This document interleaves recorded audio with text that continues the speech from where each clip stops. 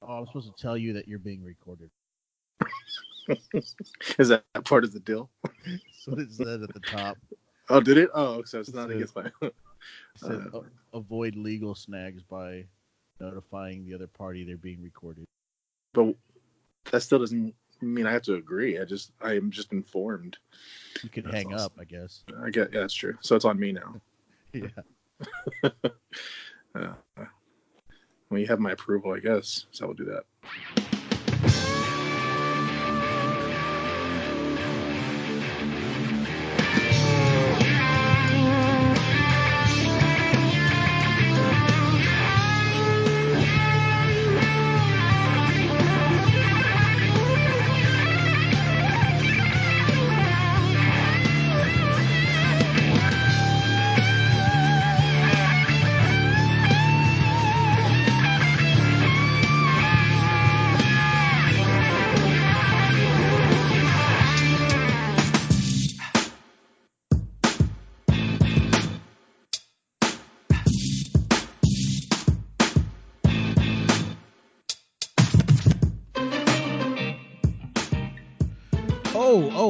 Oh.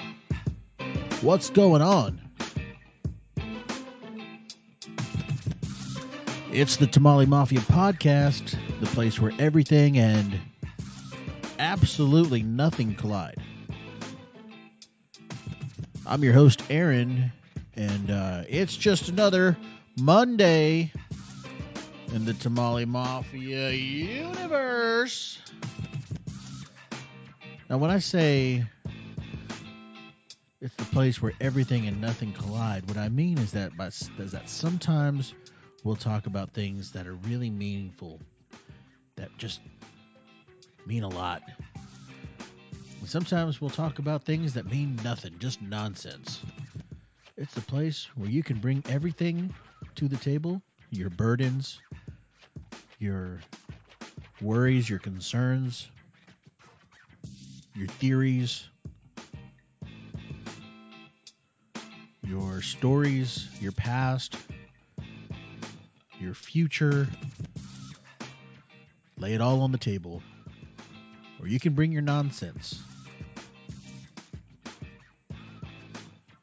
Here at the Tamale Mafia podcast, you will find it all. And today, we've got a very, very, very special episode for you. Special guest in the house. Not in the house. Special guest on the Skype call. Had the awesome opportunity to finally sit down with my cousin Paul. You know him from the Just Breathe podcast. And so we got that coming up today. But before we do that, let me tell you, you can find the Tamale Mafia podcast on Spotify, iTunes, Google Podcast, Podcast Addict, everywhere you want to listen to podcasts. Dude, break it down, Ben sound.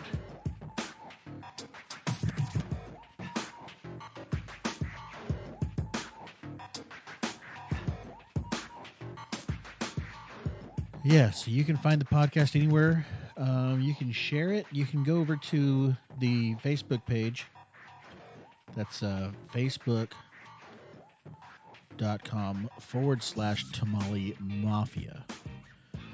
And there you can find the episode links to the current season and the previous season of the Tamale Mafia podcast. You can like, comment, share, all the things that would help us increase our audience.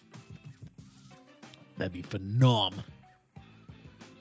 All right, so without further ado, let's get into this week's episode.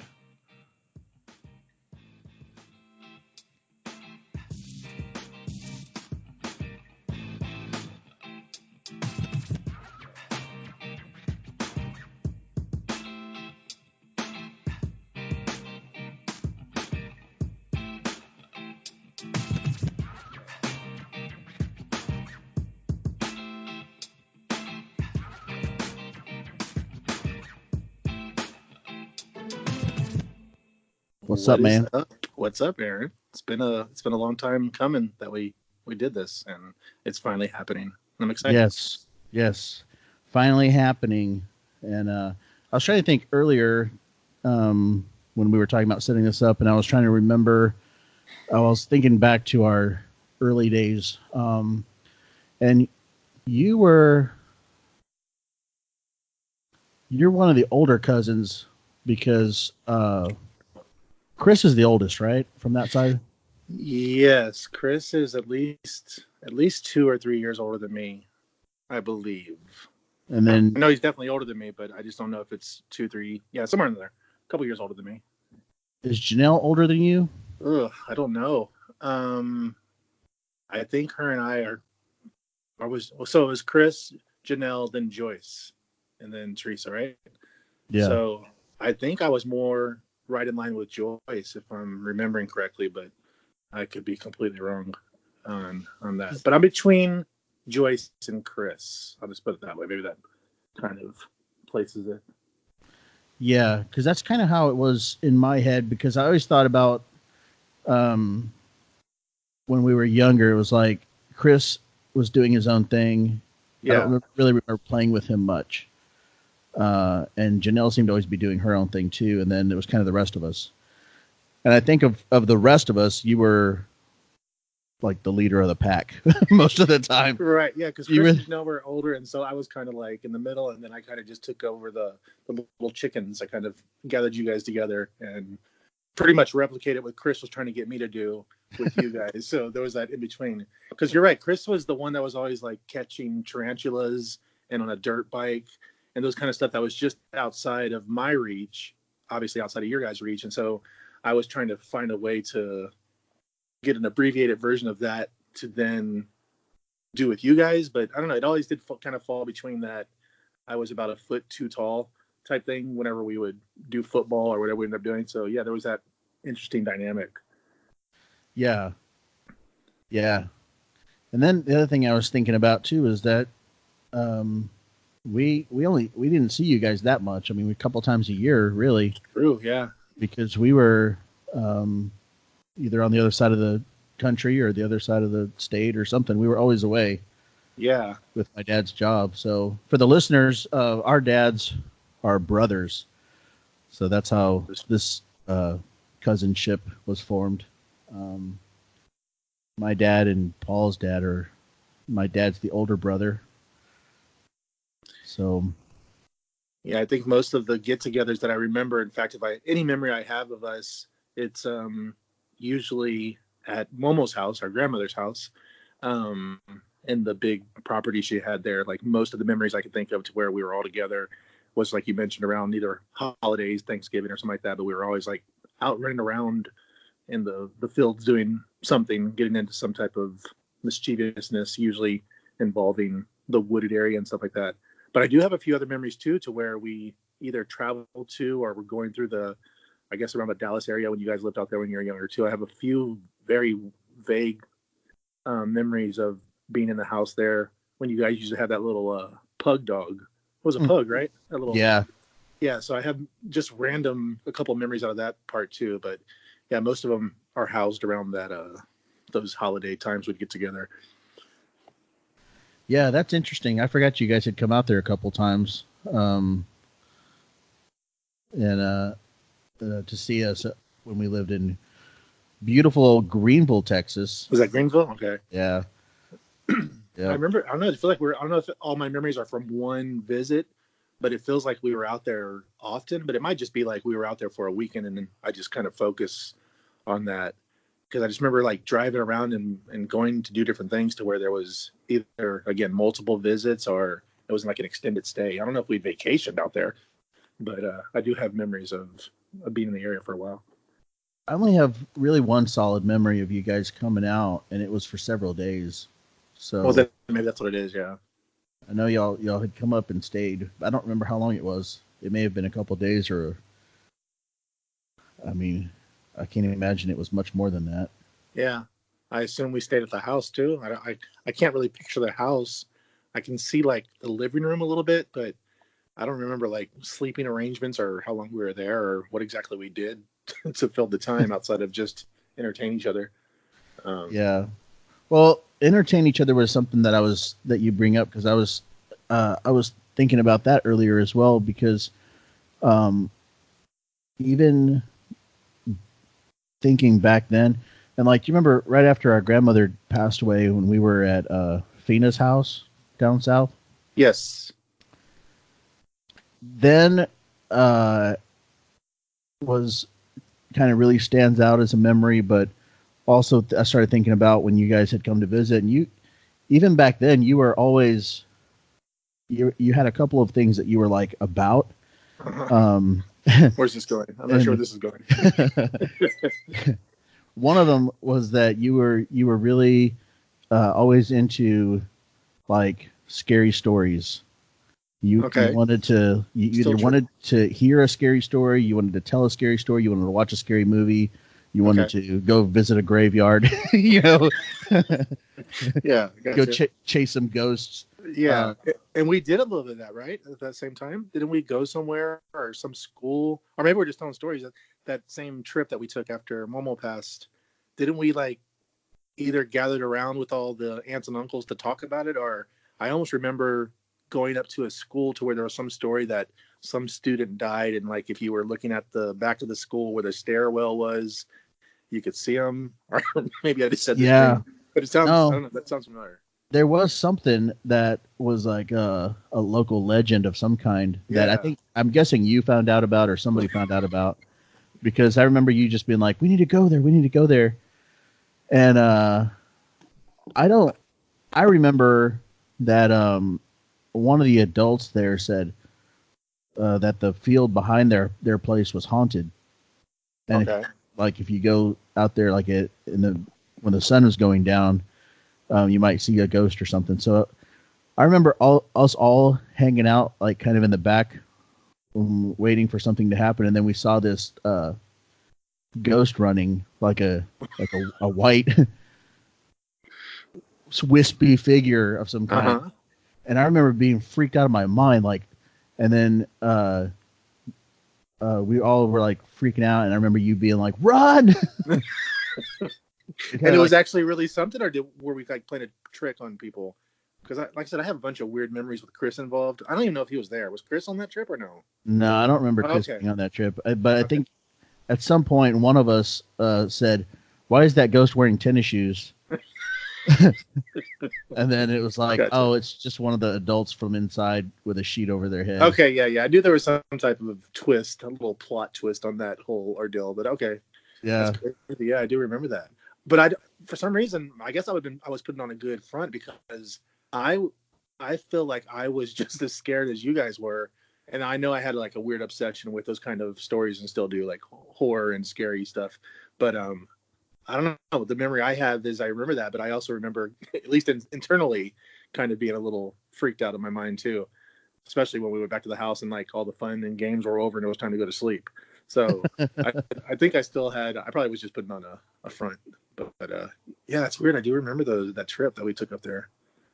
Yeah, and the other thing that you were always about from an early age was like putting on a show.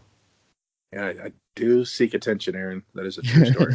You always were like, "Hey, let's sing this song or let's do this skit," or you were always coming up with like a show of some kind that we would put on for the adults. Right.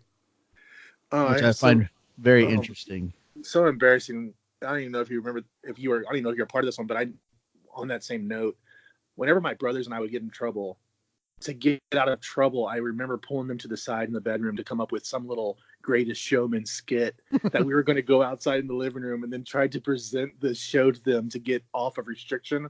Oh my God, I did do that. That's right. Oh man, if that video ever existed. I didn't know I pulled you guys into that.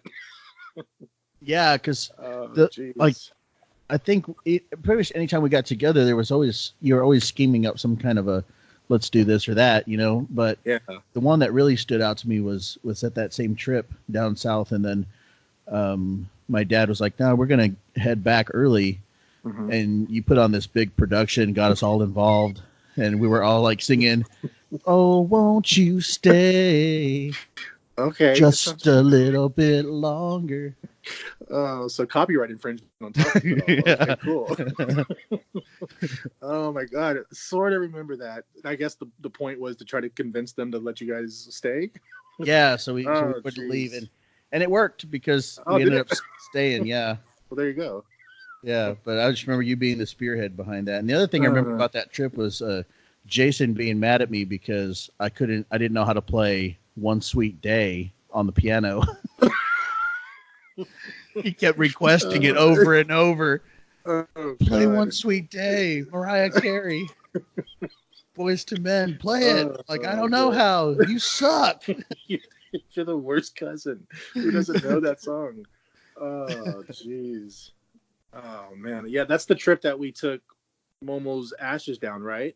Yeah. And so I remember every stop we made along the way, your dad or my dad, one, whoever was the first one to think of it, would make some kind of joke like, "Oh my God, you left mom in the car." And they would laugh like hysterically for 10 minutes every time we stopped. I was like, dude, you said the same joke 2 hours ago at the gas station. That's weird. That sticks out to where they kept making that same silly, silly joke. Oh, man. Those guys had an interesting relationship with their mother. True. Yeah. Yeah. So but I think, I don't know how you are because I really haven't dealt with you in the realm of grieving, but I'm the same way to where I cover a lot of grief with humor, even if it's something incredibly tragic. Now, not tasteless humor, but I'm usually one to kind of make light of a situation, which is my way of kind of moving through that. And I noticed my dad did. I think my dad did it more of because he didn't know how to grieve, and so he went the opposite way. But it was interesting. Anytime there was something serious, that was kind of the default reaction that they would do. And I noticed that I started mirroring some of that myself, even though I think I was doing it more as this is my way to get through things. So I don't know if your dad was doing that too, but that joke that kept happening that trip, I kind of felt that was at least my dad's way to kind of shield the tears. And then I noticed myself in my own life later on as I grew up that anytime something tragic would happen, I would have that same type of mentality to make people laugh in the area that are dealing with this so they could have that comic relief moment because the grieving was going to be there. So I don't know if that was the same thing of how your dad did, or if they're just being silly, but that's always something that kind of stuck out to my mind. So we're like, I don't know if that was something that was hereditary or kind of passed down, but something I definitely Yeah. did. No, I think so too. Because I mean, I never really saw my dad like he's not the breakdown and cry kind of guy. Yeah. Um, and so he was always uh, trying to lighten the tension, I guess. Yeah. With humor. And then when my dad and your dad got together, it was like pure chaos. Yeah. You know, doubled up. Yeah. yeah, because they would play off of each other so well. And then they had that relationship with their mom where they were just so antagonistic. Right. You know? Exactly. They were, Yeah. I mean, it was like their loving way of relating to her, but they were just ornery, you know? Yeah. And that never ended. So it was no surprise to me that that's how they handled things, you know, when she passed away. Yeah. When this was serious. Yeah. And to that point, I don't know. I assume my dad, I can't remember too much of the funeral. I mean, I remember bits and pieces of it, but I don't know that even my dad and growing up and stuff, I don't know that I ever saw him cry, but maybe 2 or 3 times total. So I always took it as his nerves were bigger than any type of emotion he could feel. And so I always took it as, hey, I'm going to default to just being an idiot than showing true emotion. Because even with like divorce and things came up in life, I don't think I ever really saw him cry till I was an adult. And I'm trying to remember why he was crying. But that's weird. That's probably also type of generational type thing too, to where you can't cry, you're not supposed to, and that type of thing. But I think I cry like once a week, so I don't know what the hell happened to me. But Yeah. yeah, it's a whole like the opposite end of the spectrum.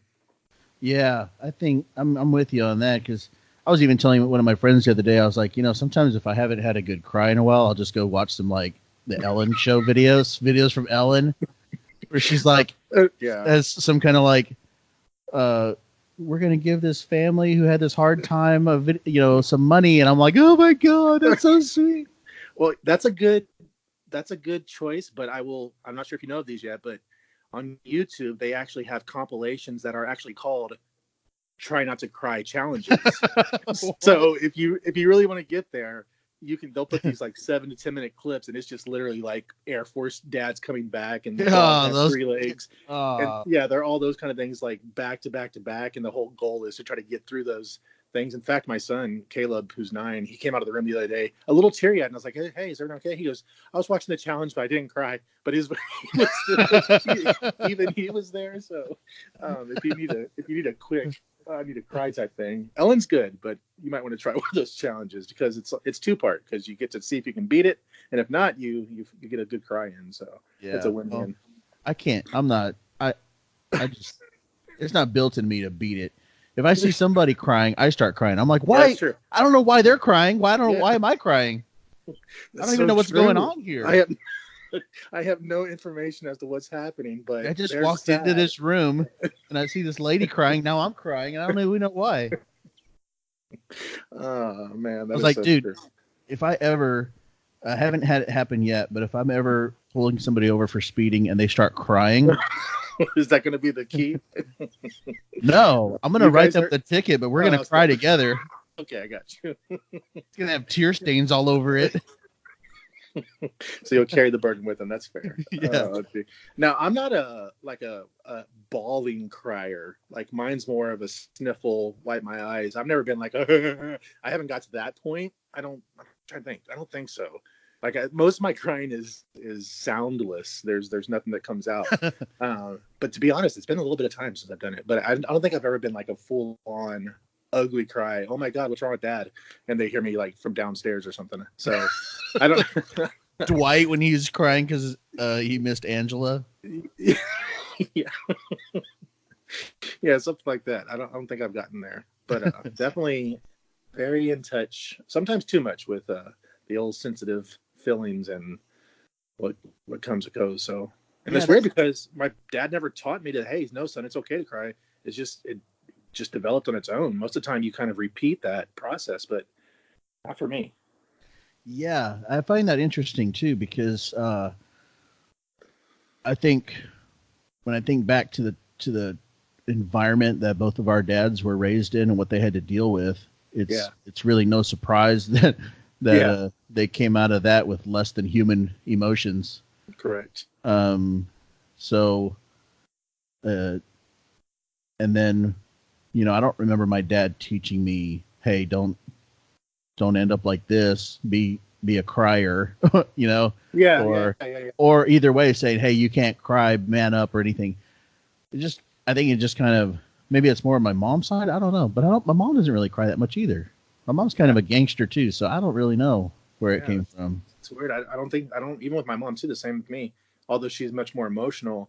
There was never anybody that kind of said, hey, it's okay to feel this way. I think the only thing I've been able to come up with is that I wanted to so badly be the opposite of what my dad was in certain areas. Yeah. That I kind of self-trained myself without even knowing it. Yeah. Because there was definitely nothing that was like, hey, I've had an awakening, son, and this is what you really need to do, or for your family or for your kids. It was just something I was like, this was done this way, and I'm going to stay as far away from that as, even if I end up wrong, I'm going to go the other end. And maybe that's where some of that came from.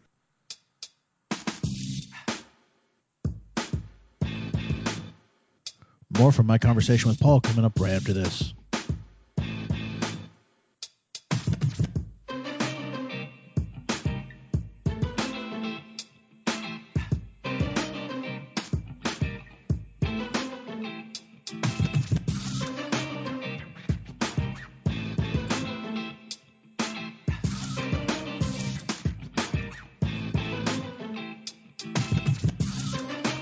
Hey guys, if you find this conversation even just a little bit entertaining, you can head over to our Facebook page, facebook.com/Tamale Mafia. You can jump in the conversation by commenting and share it with all your friends. That would do us a great big giant favor and help spread the news. The Tamale Mafia podcast is here.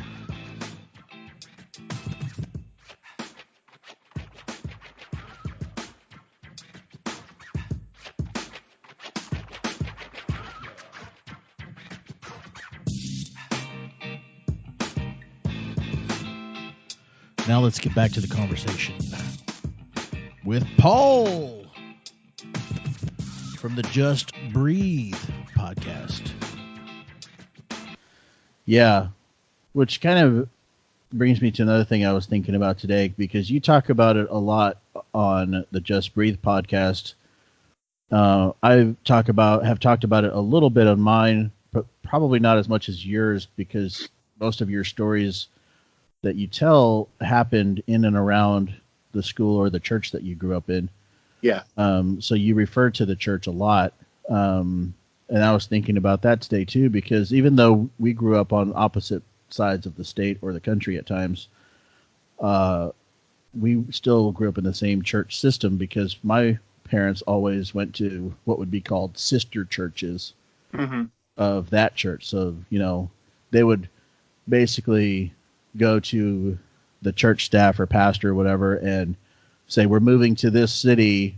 Was the church that we need to go to. Yeah. Okay. And so they would kind of reach out through the network and go, okay, this is the church you need to go to when you get to that city. And that's the church we would go to. So it was always made sure that we were still in this, we weren't going to go to hell by accidentally walking in the wrong church. Yeah. The wrong one. Yeah. Yeah. That's interesting, because now, not so much on your most current season on your podcast, but on the previous one, you did reference a few times some of your upbringing and thoughts. And I had to kind of think for a second, like, okay, that really sounds like my church. So I was trying to get the timing of when were you actually there? And then as I found out, it was actually not even the same church, but it was the same core beliefs and structure in place, fortunately or unfortunately. And that makes sense, you know, as far as saying the sister church thing, because yeah, man, moving churches, that was one thing that, dude, you took that more serious than a spouse. That had to be something that was, I don't know, like a literal sign. And although I didn't get to experience the sister churches because we stayed in the same spot until I left at 19, but then I came right back, and about 4 years after that, and spent another 5 years there. So that was ingrained for sure. So Yeah. Yeah, that's weird. Like when you guys would go to competitions in Chattanooga, Yeah, a lot of those churches from around the country that would be there are churches that I had gone to or was a part of when I was traveling. gotcha. Okay. So there's that. It was kind of a network of places. And then we, you know, obviously if we were back in town in San Antonio, then we would go to the church that you grew up in. Right. Yeah. That was basically our home base. But you know, I was trying to figure out how that happened, because we were all there, Right. and I don't know. I think I asked my parents one time how that happened, because to me it's like that's the most successful MLM of all time. We got the family involved. Yeah. Like the whole family bought in. Yeah, big time. Like there was no person that rebelled. Everybody was like, yeah, that sounds good to me. Let's do it. Nobody ever said, you know, maybe not. That's a little too much. Like everybody was on board.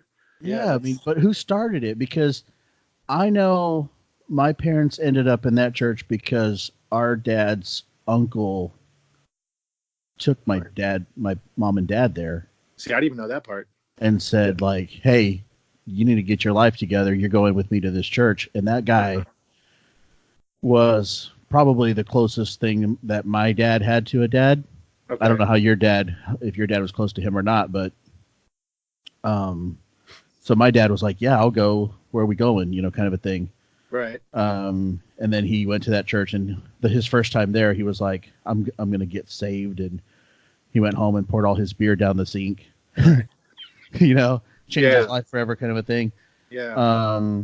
But then how the dominoes fell from there. So I was like, I'm thinking that's the origin, because your dad didn't take my dad there. His uncle did. So because we came down from Ohio when I was 7. So that's 1982. And immediately, it feels like immediately, we were enrolled into the school there and the church. So in 82, was that around the time that your dad also located the church? Because how old were you in 82? I would have been 2. So yeah, it was around that time. Okay. Because I don't see, that's something you just mentioned. I didn't even know that part. I was always curious. I guess I could have just asked, but I never knew how my mom and dad found the church. But Like I said, it was almost like we had a church home before we even figured out where we were going to live, and it was almost instantly. So obviously someone told him about it, but yeah, it was full hook, line, sinker buy-in as well. Yeah, right when we got here. because then I was like, well, Bob and Diana ended up there too, which is our aunt and uncle. Yeah. And then on my mom's side, my Uncle Rudy and his family ended up there. So the only one that didn't join up was Uncle Frank? Is that the only one? Well, yeah, but Frank was not in Texas, I don't think. Yeah, he was still in Louisiana or something? Yeah. I don't know where he was. Allegedly. Yeah. Allegedly. The myth is very, very blurry as you kind of read. I've met Frank like twice in my lifetime. Same for me, actually, I think, to be honest. The first time I remember meeting him was with you guys. Uh-huh. And we were when he was living up here in Louisville, and we all ended up here, and we were gonna go meet Uncle Frank, and you guys were all excited because I guess you had met him before.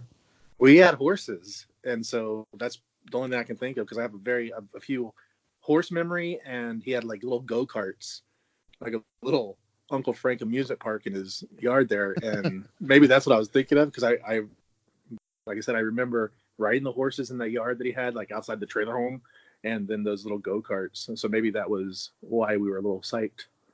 Yeah, we're like, Uncle Frank, yeah. And we met him at this gas station and to follow him over to his house. And you were like, you and Jason is Paul's brother for the listeners that don't know. You and Jason were like, we're going to ride with Uncle Frank. And then, so Adrian, my brother, Adrian and I, we jumped in like, okay, I guess we're going to go too.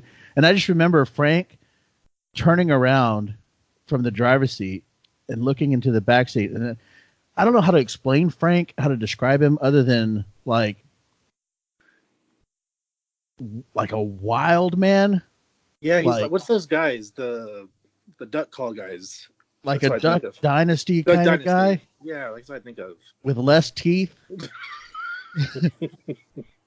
I mean, just a really wild-looking dude. And I was used to, like, people who wore suits and ties most of their lives, Yeah. Very buttoned up.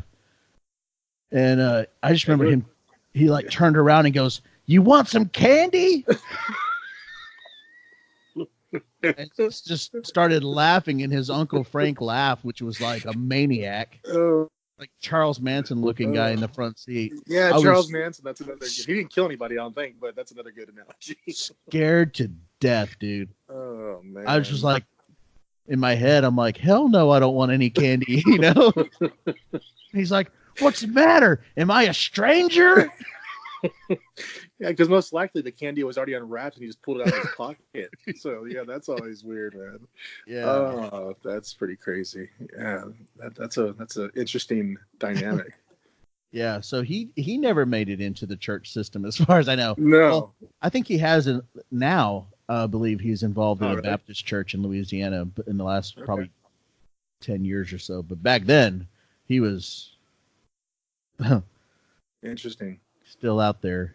Yeah, just randomly, one of his, I assume, previous wives reached out to me just on Facebook, like, "Are you Paul DeLeon?" Anytime you get that kind of thing, you're like, "Oh crap!"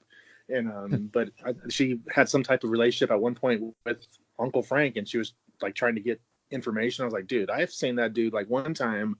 I was on a horse. I was like 6. I have no idea where he's at, what he's doing."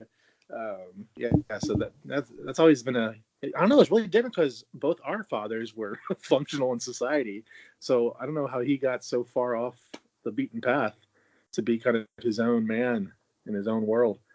I don't know. I know he took some hits to the head when he was a kid. Yeah, that'll do it. And that may have sent him off in another direction. Yeah, that's possible. Yeah, I think even at times my dad has been a little bit like, yeah, just because I've told him, like, I saw him on Frank on Facebook. He's like, yeah, just probably don't reach out to him. And I'm like, damn, my own dad is like a little nervous about it. Maybe I should tread lightly. I remember one time your dad was like, He was like, hey, telling my dad, oh, Frank reached out to me. He said we need to get together and bury the hatchet. Bury the hatchet, dude. I remember that story. Yes. Yeah. And my dad's like, don't do it, man. He's going to bury the hatchet in your neck. No, he doesn't know metaphors. He means that literally. Oh, jeez. Like, he didn't even know that was a saying. He's just like, I'm about to bury this hatchet. That's awesome. Good old Uncle Frank, man. Yeah, that's interesting dynamics of who they were and then how we turned out how we did, which I don't know if that's a pro or a con. Yeah. But, I don't know, man. But, kind of going back to the church thing, it's interesting to hear you talk about the rules and regulations and stuff that you grew up with, because right. I always felt like nobody understood what I was going through, right. as a kid. But okay, looking back now, I think, oh gosh, that really sucked. That was a lot of pressure, but I was bought into it too. Yeah, at the time, I had no thoughts. Like the stuff I shared today, I didn't think that then. I thought it was golden. Yeah, for sure. Yeah, you're like, man, this is just what you got to do, and then you're like judging all the people that don't right live by your rules. Like, look at those sinners. Right. And it wasn't until I got outside that I started to feel a little bit of, okay, wait a minute, this has been a little bit of a facade. Again, I kind of sound like I talk out both sides of my mouth a little bit on my podcast, but I know that the motive was protection, but it was just so overbearing that it kind of handicapped you going into real life, because life didn't work the same way it did inside those walls. And as a kid growing up in that, when you're so sheltered, like, there's some embarrassing shit that I did not know about human anatomy until I was well into my 20s. And so even basic stuff like that, to where I was like, okay, how does that work?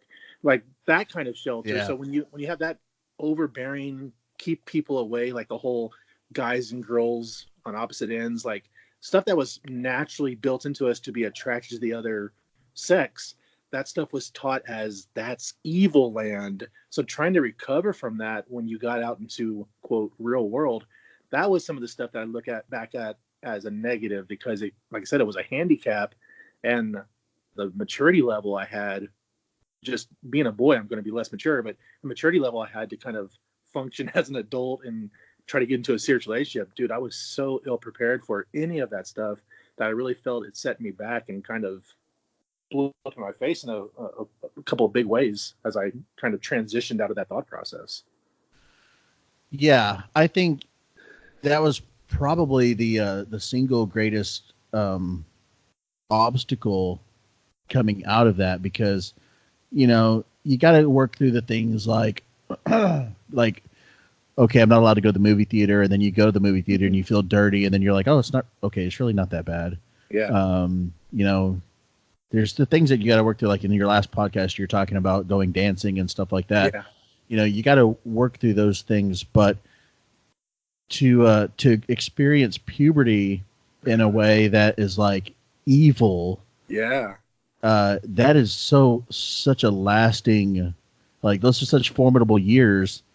And then to feel like that, like my son is 12, and so he's kind of like really getting into this, his puberty stage, it's like really hitting him. Yeah.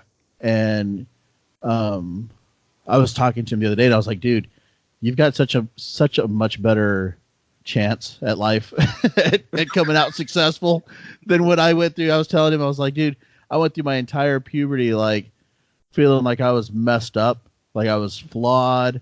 Yeah, so what's wrong with you? Mm-hmm. There were certain times where I questioned, like, am I possessed by a lust demon?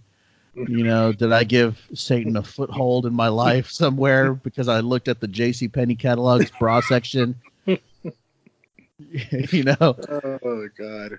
Yeah, oh man. Yeah, I think of one, there's several lessons or little tidbits of information I'd be given by the men of the church. And I remember one time, like at the peak of a little bit of my sexual awakening, I was like, hey, I have these thoughts, and like I look at girls and I think this, and this grown man looked at me and said, don't worry, that will pass.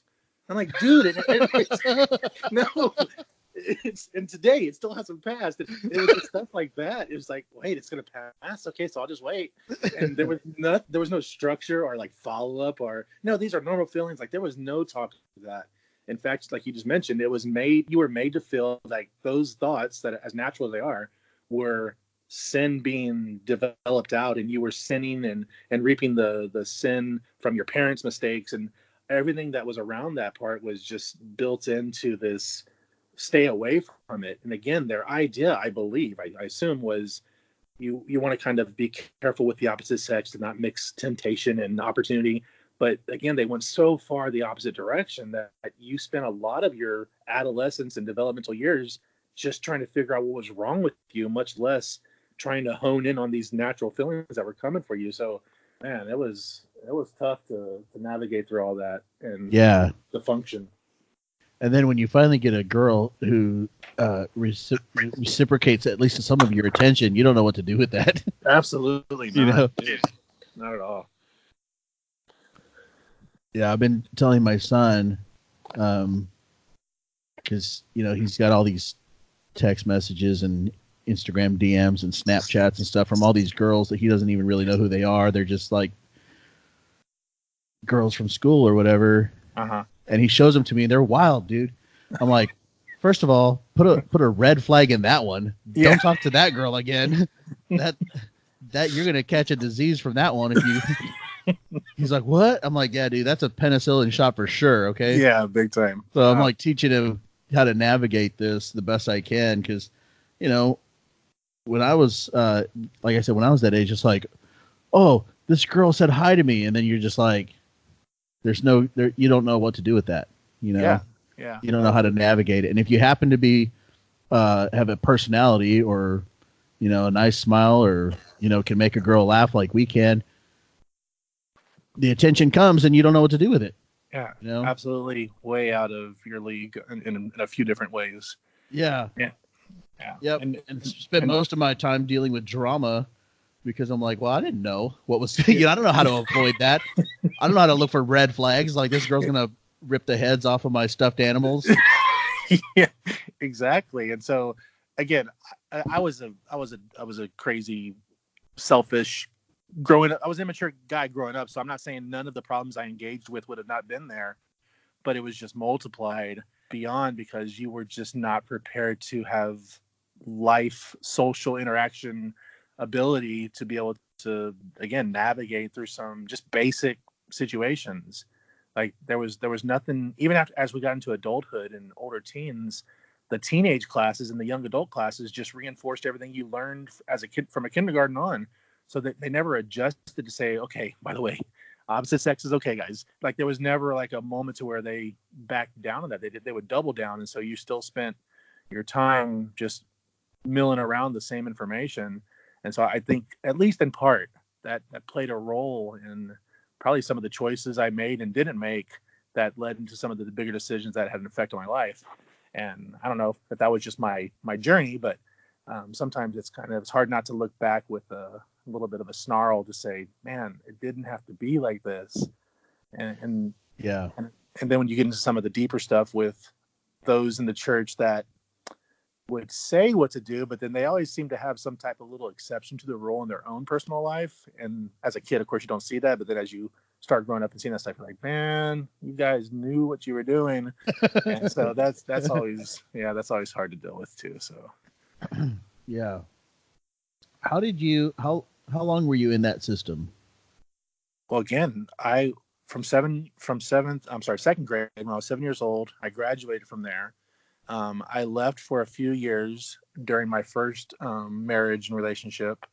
And then when I met Nicole, I actually talked her into going back. And then we spent at least another 5 or 6. So in total, I don't know, 25 to 27 years of my life under that same type of belief. Now, the belief structure did change as the pastors changed. So it wasn't as super old school as when I first went there. But there were still remnants of it. It was still kind of the underlining foundation. But it was just enough to really throw me off. And just, like I said, even into adulthood, how to handle a marriage. Like, I didn't learn that women could actually have a say in things until way later in life, like 25, 30 years old. So I was like, whoa, oh, wait, they're allowed to talk at the dinner table? That kind of thing. And so those kind of things are the things that really make me upset when I think back, because so much of my relationship was at risk because Nicole was so into me that she was willing to go with that, which was complete culture shock for her. So yeah, 25, 27 years I was in that system, to where it took about 10 years, to be honest, to get out of it completely, to where we were able to move on and then start doing our own thing and get into a church that wasn't driven by guilt on down the line. And even as, like I said, a grown man with kids, that was still so hard for me to do, because all I ever knew was this other way. And that stuff, man, that can make an imprint on you that is just almost sometimes impossible to shake. Yeah, I think in a lot of ways, I think if I'd had a different experience in that foundational like upbringing, not from my parents. I don't blame my parents at all. I blame the church completely. Yeah. And I think that really impacted or had an impact on how I ended up in my first marriage, and how my first marriage was set up to fail. Yeah. And how it did fail. That. No, it's not like I have bitterness or regrets about how that played out. It's just, I think it would have been different. I can see the dots lining up. I can see all the road signs, and it's like, okay, all this pressure and lack of real world education led me there. Allowed me to like feel like I could make a decision and get involved in a relationship that I should have never been in, mostly because of guilt. The reason we ended up married is because I was living at our house, Yeah. And I was working at a church, and I was like, okay, I can't live this double lie life. You know what I mean? Yeah. And I just felt like every day I was battling this massive amount of guilt. And it was like, okay, the only way to rectify this is to get married. Right. Which ended up just being a worse decision. But how many serious relationships did you have? How old were you got married? When I got married, well, we got together when I was 19. So would you say that was your one and only serious relationship at that time? Yeah. Yeah, because before that, I'd only had church girlfriends. Okay, yeah, same thing, man. So it's like I had, and then I'd had maybe I had the trying to think of the right word to put here. Privilege, maybe, of having a couple of church girlfriends that let me have fun with them. Wait a minute, that took a big left turn. That was not what I was expecting to say. Yeah, because I was going to say a privilege because she helped me walk with God, and this guy went, "Let me have fun with them." Oh, yeah, yeah. Because I had the church girlfriends that were like the bad girls that their parents brought them to church. Yeah, I got you. To try to straighten them out, and then I'll be like, "Hey, what's up? I can help you get straight. I know how this goes." Yeah. That's the same for me. The very first girl, not the second or third, the very first girl I ever met outside of my circle of church friends, I married. And so that says something. Like, there was no, let me see what's going on out there. Let me like date around. My very first job, I worked at Jack in the Box. Then a couple weeks later, as a senior, I moved over to working at Dairy Queen. She was the very first girl I met outside of my church girlfriend circle friends, and right immediately into marriage. And like, it makes no sense when you think back on it, but the theme there, or at least the common denominator, I think does point a little bit to, I don't know if it's quick trigger or what the thought process is, but hey, if I like her and I think about kissing her and like that, this has to be the wife. And then I think that's where or at least where I ran into some troubles, because I don't think there was ever a part of our relationship that I loved her. I think I was just doing what I was quote supposed to be doing because of what I was taught. And again, that's some of the stuff that I say, man, that has to do with how I was brought up and what I was taught. And that has a direct effect on it because it was just instant. Like, weird. I don't know. Yeah. For me, and I don't know, you don't have to answer your side of this if you don't want to, but for me, she was the first girl I slept with ever. Uh-huh. So even though I'd made out with girls and stuff before, she was the first girl that I went all the way with. And yeah, to me, that's the same thing. Yep. The pressure there was like, well, you've already done an act of marriage, so you have to get married now. Yep. Identical. You can't back out of this. Yeah. I guess whatever trying to make it right always seemed to outweigh just sometimes logic, because it didn't make sense and nobody was ready. And so we started this relationship based out of what we were supposed to do to make it right. And neither one of us were ready. And obviously we barely lasted a year and a half. So that goes to show that a lot of it was just driven by, hey, this is how we're supposed to do things. And if we don't, I'm not really sure what was going to happen, but it was jumped into. I never really found out what was supposed to be the whole punishment other than you weren't supposed to. Man, God would like make your wiener fall off or something.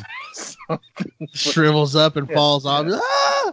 Yeah, something would happen that never really got squared away. But yeah, a lot of that stuff was just driven by guilt and fear. And man, I was so controlled by that. And so many of the early big decisions I made. Again, I'll never regret having my son. Obviously, my son came out of that situation, so there was a silver lining, but also the end effect and the outcome it had on his life, being that his mom and I didn't last. There's that side of it too. So it's a little bit of, man, that's hard to not look back on and not have I don't think I'm bitter. I spent a lot of time being bitter. I think I'm beyond the bitterness of it, but even to this day, it's kind of hard to look back and go, man, if this and this would have been different, or had I handled this way. I can't point the finger at the church for every decision I made because I was still a grown man, but at the same time, those fundamentals are still built into you, and that's a lot of how you base your decisions and what you do. And so, I don't know. Yeah. Do you I guess the way I've handled it is, in recent years, is just, I just can't be a part of a church right now. It's like, I have this part of me that's like, I need to go to church, and then I wonder if that's just the old guilt thing. And then it's like, there's parts of church that I miss because, it's good to be around people that have like-minded beliefs and have a understanding of, how to encourage, and, it's good to just be around people that get where you're at and what you believe in. Yeah. So there's parts of church that I miss, but every time I walk into one, I just start feeling so cynical. Yeah. And especially, I don't know if you have this, because for me, being a background of having been in ministry and working at churches for so long, and it just compounded my cynicism. So I hear something from the stage, I'm like, oh God, here we go. Yeah, there's that thing. Yeah. And I just get really within minutes, I'm like, get me out of here. I don't want to be here anymore.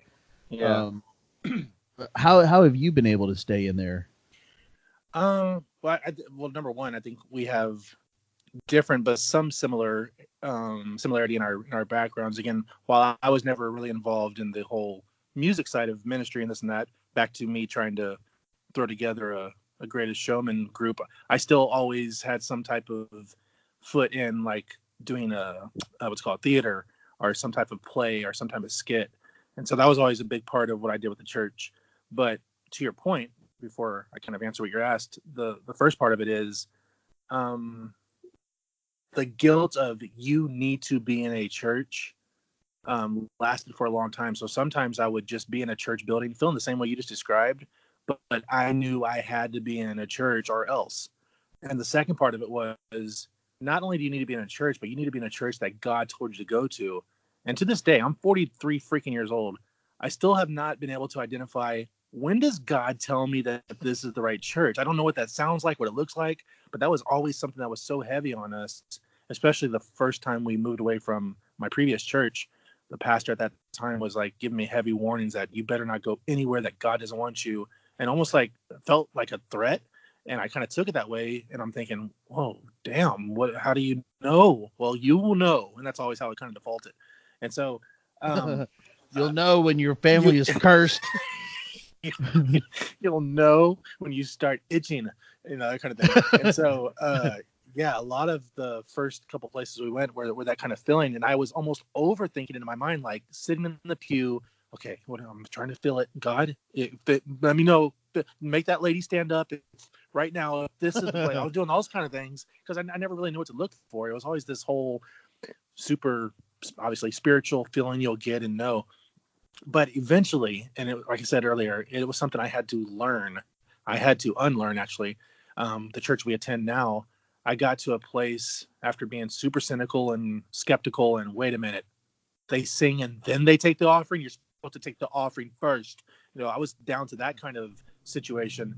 I had to get to a point to where how do I explain this? I know the answer, but I kind of had to dismiss a lot of the things that I was taught growing up, as far as the rules and the religion part of it, and then just open up my mind to what I was taking away from whatever lesson was being taught, or how I was able to find the applicable lessons in whatever was being taught. Once I was able to kind of change my focus to, am I in the right place? Am I sitting here? Is this all happening the right way? Into something that I was finding ways to benefit for my family, for my wife, for myself. Then it kind of started to break away a little bit of those feelings. Now, again, to this day, I still have thoughts to where I'm like, I don't know if they're supposed to do it like that. They're not supposed to ask people to raise their hand if they want to be saved. They're supposed to just know in their hearts. So I still deal with things like that. But I think I just had to get to a point to where I let go of a lot of the old ways that I was taught, and just embraced the way I was able to learn and apply the different things that would directly help me be a better person, Christian, father, son, husband, etc. So I don't know if that makes sense. Like in my mind, I know the answer to that, but it's even to this day, it's still something I have to consciously make a decision walking up to the church, because we go to a non-denominational church, which even that was something that was ridiculed at my old church, that, oh, they can't even make up their mind who they are, that kind of thing. So the whole accept everyone, like, that's not the way I was brought up. You're not supposed to accept this one or that one or this one. And so those are all things I still kind of struggle with, and especially being skeptical. So I don't know. That sounds like a rambling answer, but no, it makes sense to me. I mean, I think the just the idea of the accept everyone, come as you are kind of thing is something that I've been thinking about lately, because for some reason it seems like every time I hear like a worship song or some kind of Christian themed song with that lyric content of like come as you are, it just wrecks me. It gets so like just hits me so hard, and I think it's because I'm like peeling off the layers, and like one of those layers that I've been trying to peel off lately is that like that idea of having to live up to this certain standard. And even though you say every church says come as you are, we'll accept you as you are, that's not true at all. Not true. No. Typically and not. Yeah. And so the idea of being like, oh, you mean Jesus loves me for just me? Right. Like, that's such a weird concept. And it's like, man, how do you go through majority of your life raised in church and functioning as a staff member or minister of that church and still come out wondering if Jesus loves you? You know? It's like something's very basics. Yeah, you still question. Yeah, like something's wrong there. So for the last several years, it's been like I've been kind of allowing myself to question all of those things from before and kind of de-educate using some logic. It's like, raised to think that the Bible is absolutely perfect, God's word and all this stuff. And then you kind of like, is it really, is that like, are those perfect words that nobody messed with? Really? Like, yeah, nobody decided like, hey, let's cut this part out because that didn't make sense or something, It's like, how is it completely flawless? I don't know. But then it's like, well, if you don't believe that, then you can't believe anything. It's that all or nothing kind of, there's no gray area. It's all black and white. Yeah. So if you can't believe this, you can't believe anything. You know what I mean? So I've been really kind of struggling through that stuff. Like, man, I don't know. I tried for a little while. I tried to like erase the idea that there was a God. Mm-hmm. And then come back around to it. Like, okay, maybe if I just start with a blank slate and go with nothing. And that was like the scariest, loneliest, most hopeless I've ever felt. It's just yeah. There's got to be something purpose for all this. If there's no God, there's no purpose, there's no plan, there's no nothing. Yeah. Like, how did we end up here? We just, like. So I even if I'm like, okay, even if that makes me stupid and wrong, there has to be God because I feel hopeless without it. So if that's bad, flawed logic, I'm okay with that. I'm just going to accept it because that has to be there. There can't be no creator, no universe. Yeah. There's nothing knitting it all together. It's just energy and light. And it's like, no, I don't accept that it's just that we're all just balls of energy that just ended up here. I don't accept that. Well, I think if you get to a point, I think I've probably done it myself too, to where, okay, even if it's all fake, I still rather believe in this because of A, B, and C. But it's also a Pandora's box because I talked in a previous episode on my podcast about how weak my mind can be with documentaries. And I used to get into those, I would always listen to those debates for if God is real or if he's not. And dude, I would switch my entire life thought process 18 times in a 45-minute video clip. Just like, there's no way he's real. Oh yeah, he is. No way he's real. And go back and forth. And so I don't know. Like I said, I don't know how much I don't know how much pressure we're putting ourselves to see a complete understanding of it all.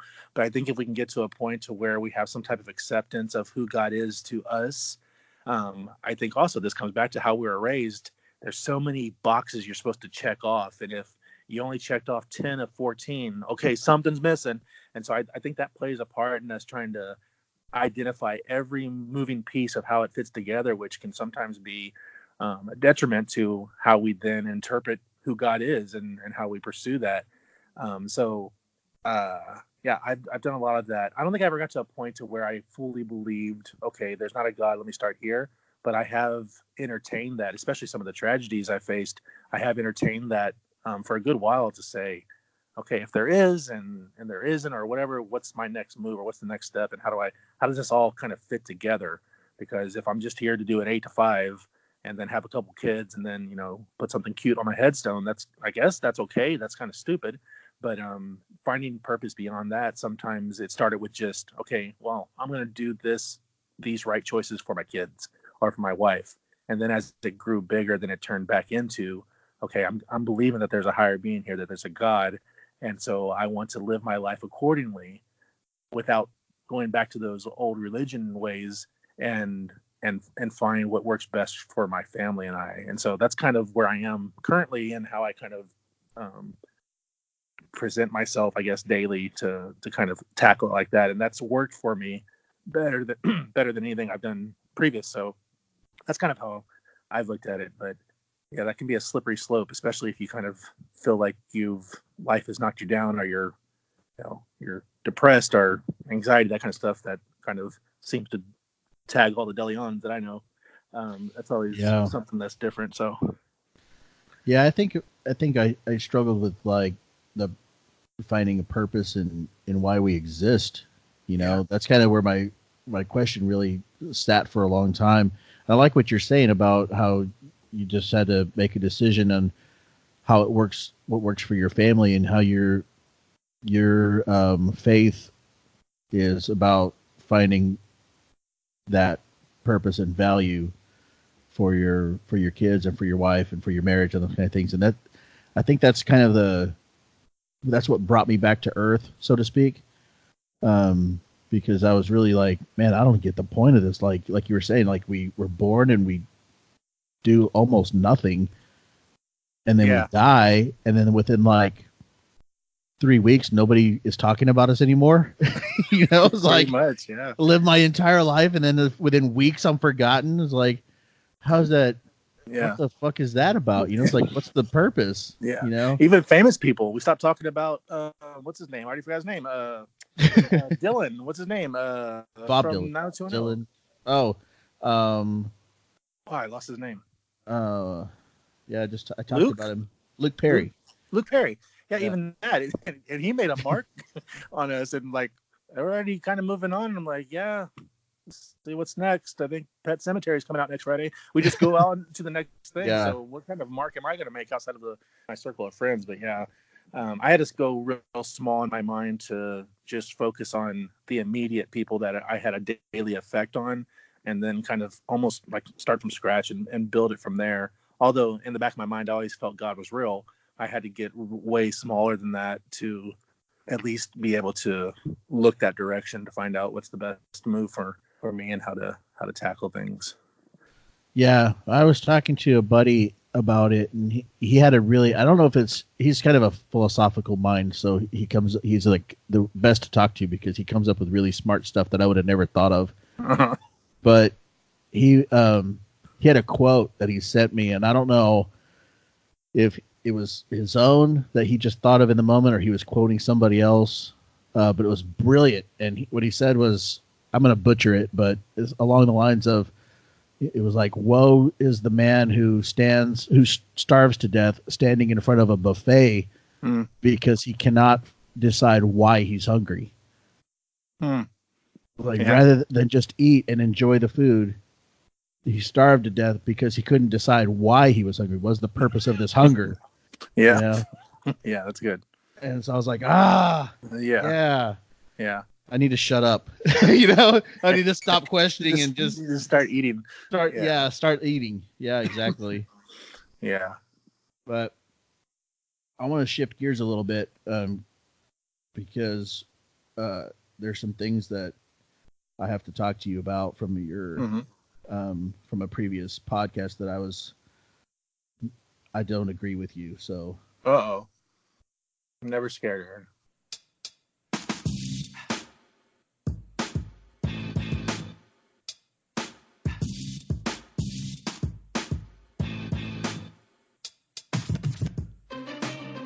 We're going to jump back into the conversation with Paul here in a sec. But first, I want to let you guys know that you can catch new episodes every Monday and Thursday here in the Tamale Mafia universe. You can join the conversation anytime over at the Facebook page, facebook.com/Tamale Mafia. You can just find the link there to the current episode you're listening to and jump in the conversation. You can comment, you can like it, you can share it.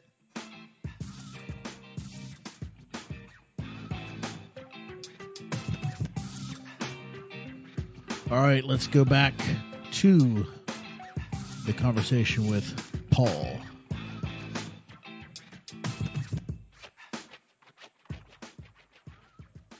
I did not make it through Breaking Bad. I'm sorry. Okay, I'm going to have to end this right now. I will check with you next year. What? How far did you get? I interrupted you too. How far did you get? I think. Okay, go ahead. I have to look it up because I want to be accurate when I say how far I got. But I want to say that I stopped in season 4. Hang on. Yeah, season 4. Wow, you invested that much time and not even just curiosity kept you? The first couple of episodes of season 4, I just could not. It was hard. I was working through it. So, ironically, I would argue that season 4 has got some of the most powerful episodes, especially towards the latter half. And in fact, if I'm remembering correctly, there's one episode at the very end, I think it's called what's the area underneath your house called? If you not a basement, but if you don't have a basement, but that between the foundation and the ground, whatever it's called, whatever that is, that's what the episode is actually called. Crawl space. There it is. The Oh yeah. episode Crawl Space is in season 4, and one that just left me rattled. But hold on, I got some follow-ups.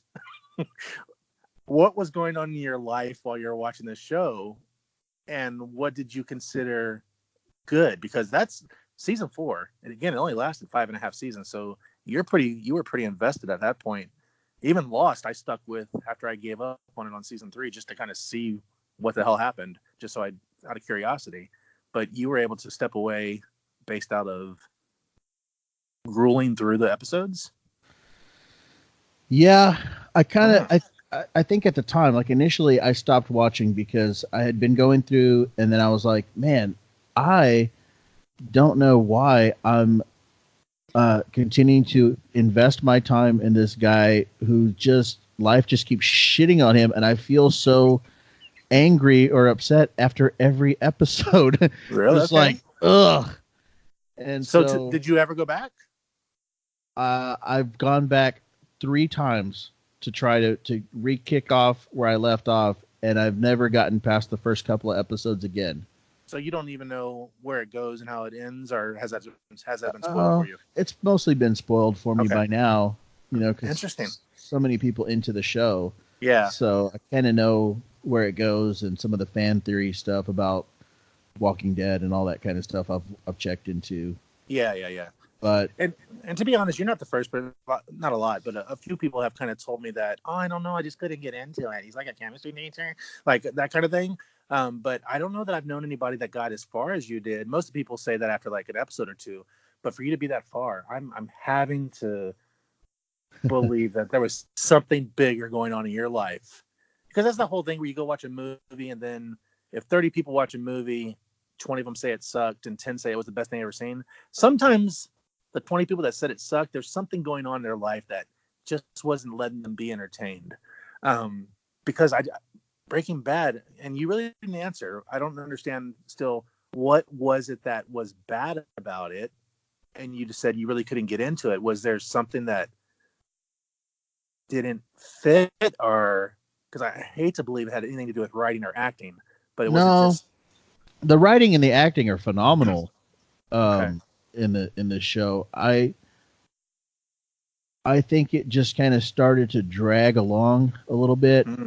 I felt like part of season 3, when Jesse's kind of going through his drugged out phase. Yeah. It was just such a beating to watch that. Like, he spent so much time on it. And I was just kind of like, okay, we got it. We got it. Okay, I can see that. Now, to your point, and I've rewatched Breaking Bad a couple of times, actually, and to be honest, when I get to those few scenes that you're mentioning, those are usually some of the ones I'll kind of fast forward and skip through. So, yeah, I can see. I didn't feel that way the first time, but I can see your point as far as that kind of dragging you through the mud and slow motion things happening. So, okay, I can respect that opinion, as hard as it is. I don't know. What TV show would you say captivated you from beginning to end, though? Do you have a reference point so maybe I can get a better gauge at what gets Aaron's mind ticking? And if you say Walking Dead, we're going to have bigger problems because that show's off the deep end as well. No, I tried that one too, and I got into like season 3, and I couldn't do it anymore. Okay, so you bailed quicker than I did. I'm still actually watching it, but at this point, I'm only watching to say, okay, I've invested so much of my life, I got to see where these damn zombies go. But what would be a show then that you would say, not Breaking Bad, but for sure this one, Grey's Anatomy? No, I never got into that. I never even watched an episode of that. We watched a little bit of it. I'm blaming Nicole. Maybe some of the shorter series stuff. I think that it's the investing of like 7 or 8 seasons that kind of gets to me. Okay. I think that's what it is. I think if you could wrap it up in 3 seasons, I'm all there. Yeah, but you build it. Oh, so you're saying that 3 is a max? I got you. Yeah, 3 or 4, because beyond that, you're kind of like even Lost. I didn't finish Lost because I was just like, ugh, come on, get to the end already. That was tough. I'm trying to think of what TV shows that haven't been canceled that would only last 10 3 seasons though. You have a limit. Like, That means you have a pretty limited TV viewing appreciation because most, again, Breaking Bad was about 5.5. Lost went about what, 6? I think it went 6. Yeah. Walking Dead is currently about in their 9th. Yeah, I can't think of any shows that were, So, again, unless they were canceled. One of my favorite shows of all time is The Office, but after season 5, it falls off. It just falls apart. I agree. Yeah, and that one went 9 seasons also. Uh-huh. And that fell apart pretty hard. Even some of the episodes that Steve Carell was still there, when they brought Will Ferrell and stuff in, those kind of got a little wacky. Yeah. So, like, Stranger Things, I'm still all in on that. Sure. Yeah, that's going to season 3. I don't know if you're familiar with the Fargo series from FX. I watched the first 2. I haven't. How many? I think there's 4 out now, right? There's 3. They haven't done the 4th one yet. So I'm just one behind. I watched the first 2, and I enjoyed those. Those are good. I mean, I like those gritty type. Love that. Yeah, I was riveted through that. What about Ozark? Are you an Ozark fan? Yes. Okay. See. Yes, I'm on board with Ozark.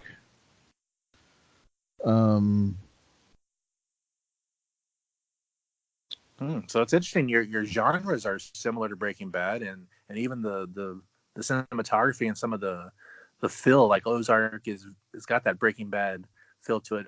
Fargo has that storytelling appeal. So, man, you might have cracked the code here. I don't know how you did it. Yeah. Usually, like, somebody's like, well, I'm really in love with Desperate Housewives, and I just cannot stand Breaking Bad. So, but you don't. Yeah, you're in the same ballpark. So that's an interesting. This is the first for me. I'm trying to figure out how to digest it. Yeah, you would think I would love it by all the other stuff that I love to watch, and the type of things that I love to watch, and the fact that I did love the first few seasons. It's just, I don't know what happened. Somewhere in there, man, I just hit a block, and maybe I just got to get through the block. Maybe I just got to. Yeah, especially if you've gone back to try again and you still weren't able to get through that. I don't know. I don't know if I ever felt, there were some episodes that I felt they were here already with this one, especially around, like you mentioned, Jesse and his drug usage. But I never got a sense, even in my rewatches. I've rewatched the series 3 times in my lifetime, and I've never had a feeling of, okay, that was a little redundant, or they're kind of regurgitating the ideas here. For me, it always felt there was something new and on the edge, to where even in my rewatches, sometimes I have to click next on the next episode, even though I know where it goes, just because it's just put together so well. So I don't know. Now you got me questioning not only my religion, but also if I'm just fanboying about this whole thing with Breaking Bad. Yeah, man, that's what I do here. I bring the questions, I shake up your foundation, and then I'm gone. Peace out, bitch. Yeah, that's it. Figure it out on your own now. You won't be able to sleep at all tonight. Oh, that's awesome. But hey, there you go. Well, again, you brought, although again, I don't know that I got full arguments on it, but the fact that you watched so far into it and you watch similar shows, that's a little bit of a conundrum because, that's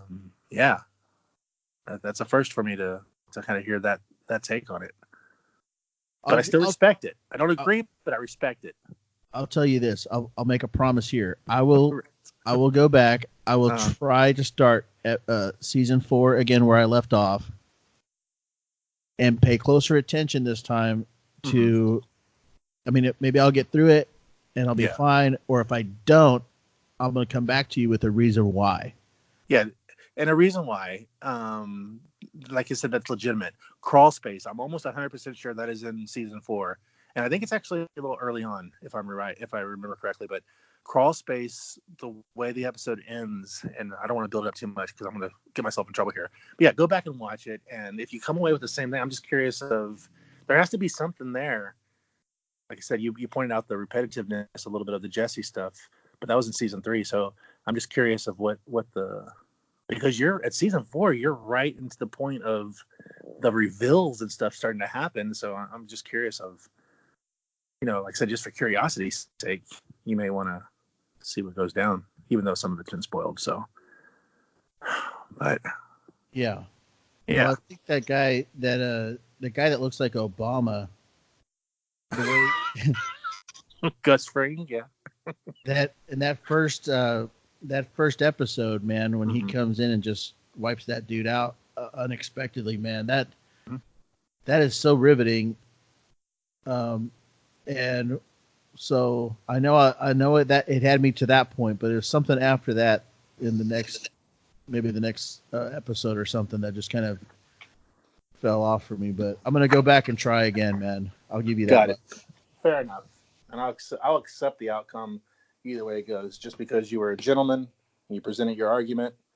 And as big as a fan as you know I am, you still weren't afraid to go there. So I gotta respect that. That's awesome. All right, man. We've said it all. I think we've said plenty. I think we have tonight, and we'll have to do this again sometime. For sure, it was fun. Yeah, I got there's like 1,000 other things I want to ask you about. We have a lot to go through. Yeah, we haven't had very many long conversations in many years, and every time we get together, we mentioned earlier about just getting together a couple times a year. The conversation is usually just like this, to where it's just no pauses and back to back. So I think more of this would be beneficial. Yes, sir. I agree. All right, man. Thanks for your time, dude. All right, bro. And once again, tell the people where they can find you. Right now, you can find me at the Just Breathe podcast, and we are, just like my man Aaron here, we are available on Spotify, Apple Podcasts, Google Podcasts, a bunch of other platforms that nobody ever uses. Also, another place is the Facebook page, facebook.com/Just Breathe PD. You can get all the information as far as the episodes and interactions there. So that's where we're currently at. We got a little bit of steam behind us right now, but always welcoming more listeners and feedback. That's always great. Yeah, cool, man. I love the podcast. Love what you're doing with it. The stories are always riveting and hilarious. Appreciate it. Even if most of them are at your own expense. Like I said, I got to get a different approach here because I'm starting to share too much. Good times. All right, man. We'll catch you soon. Thanks for having me, bro. All right, dude. All right. Later. Bye. Well, we said it all. We said plenty. But I want to leave you guys with this. Don't starve to death while you're standing in front of a buffet trying to figure out why you're hungry. You just got to get in there, man. You just got to start eating. You got to start living your life. You got to start doing things. Don't spend too much time trying to figure out why we're here. Just be here. Be in the now. Start being. Start doing, okay? All right, we'll see you guys on Thursday. Peace out.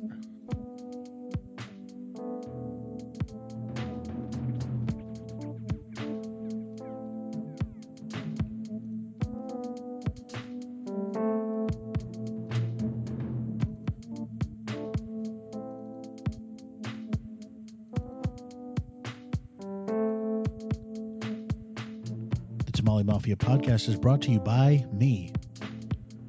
The Tamale Mafia podcast is on Spotify, YouTube, iTunes, Podcast Addict, and just about anywhere else you listen to podcasts. For more information about the Tamale Mafia podcast, to like, comment, and share, join the conversation anytime. Find us on Facebook at facebook.com/Tamale Mafia. Our intro music is brought to you by me. Our transition music is brought to you by bensound.com. For more royalty-free music, check out bensound.com. Our outro music is brought to you by Lim. For more mind-blowing intellectual electronic tracks, go to soundcloud.com/getlim. That's LIMN. And as always, thanks for listening.